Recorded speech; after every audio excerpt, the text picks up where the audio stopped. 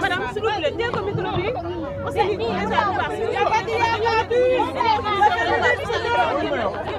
parce que le féminisme non. Ok, on commence. Le féminisme soigne. On peut commencer. Le féminisme sauve. S'il vous plaît, mesdames. On peut commencer.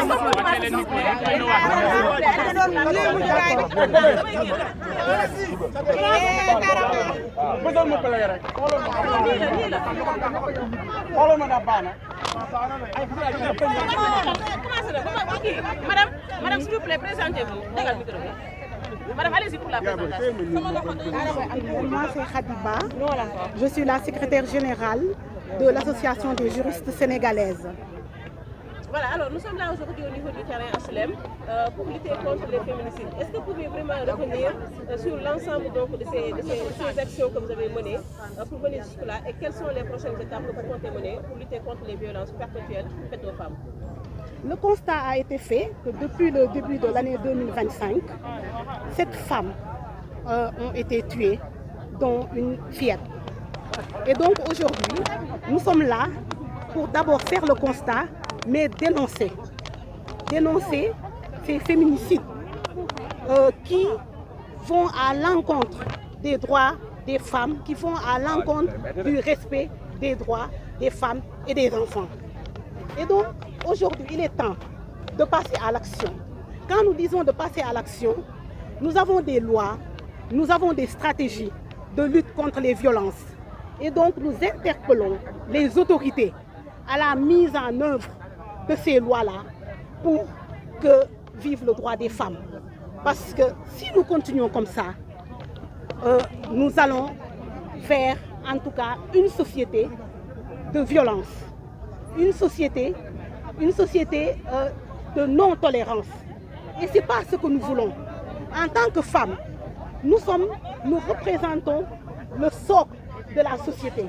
Il est temps aujourd'hui qu'on nous rende tous nos droits, que l'on parle avec l'autorité, que l'autorité soit consciente des violences que nous vivons au quotidien, dans la sphère publique, dans la sphère familiale.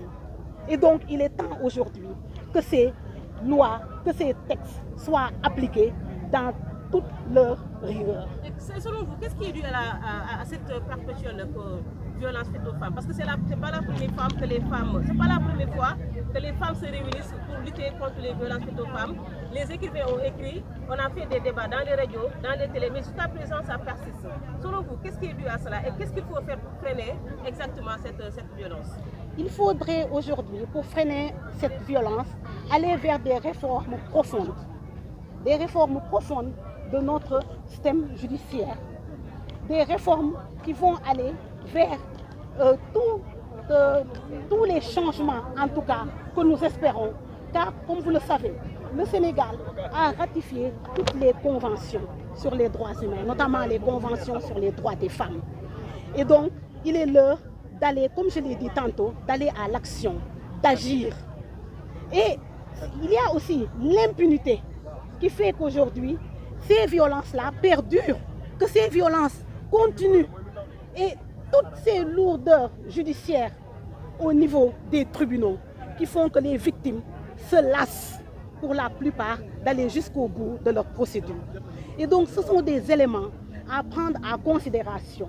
Et ça mérite une réflexion profonde, des actions concertées entre l'autorité, la société civile, les associations de femmes pour trouver des mesures correctrices qui pourront empêcher ces violences. Vous en appelez à une tenue de promesse électorale du président de la République? Effectivement, et les promesses qui ont été faites doivent être respectées par l'autorité. Et donc nous, en tant que femmes, en tant qu'association, nous devons avoir un rôle avant-gardiste et rappeler de tout temps et en tout lieu toutes ces promesses-là qui ont été faites aux femmes pour le respect de leurs droits. ci wolof ñu ngi dajoo fii nii tey ci terrain HLM ngeen di xeex violence wala waaw tey ci wolof ñu ngi fii nii ci terrain HLM ngeen daje fii nii association féminine juriste ak jigéen ñoo xam ne ñu ngi bokk ci kuréel bu ne ngir xeex li nga xamante ni si ni moo ni métital ak ñaawteef bi ñuy teg ci jigéen yi ndax mën ngeen ñëwaat ci loolu noonu.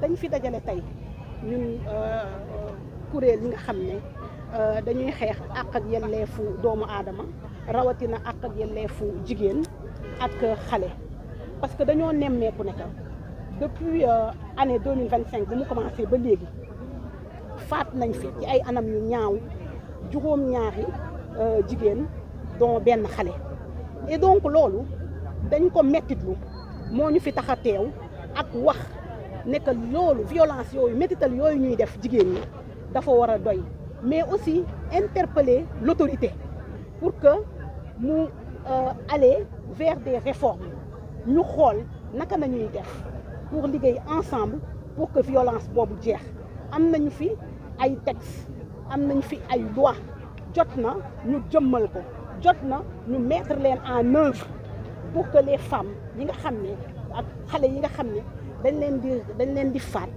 ci sphère publique bi di leen faat ba ci seen biir kër yi pour que loolu mën fi jeex pour que loolu mën fi jóge. loolu mën fi jeex pour yéen lan moo tax loolu di wéy ba tey ndax c'est pas la première fois jigéen ñi di daje di xeex métital yi bindkat yi bind nañ ko def nañ ko ay débat ci télé yeeg ci rajo yi mais ba tey jii dañuy gis ni saa su ne muy gën di yokk ngir yéen lan mooy waral loolu ak lan la ñuy def ba taxtal ko mu jeex daal.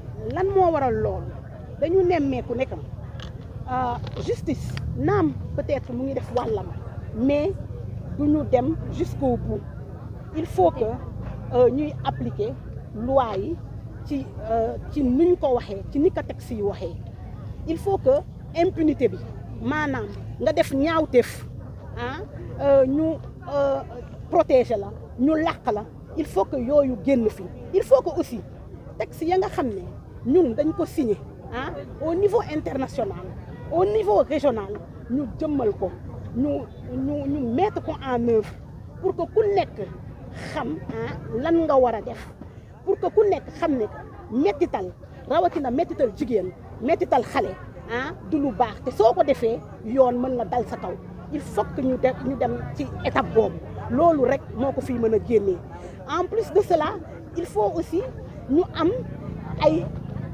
naka laa ko waxee ay mécanismes au niveau de la société ñu bàyyi nëppal bi di dem fu ñu gisee ñaawteef fu ñu gisee kuy mettital jigéen ñu mën koo am fi nga xam ne war nañ ko mën a dem boole te suñ fa demee ñu mën a jël cas boobu en charge ci nu mu gën a gaawee balaa bakken di tëdd.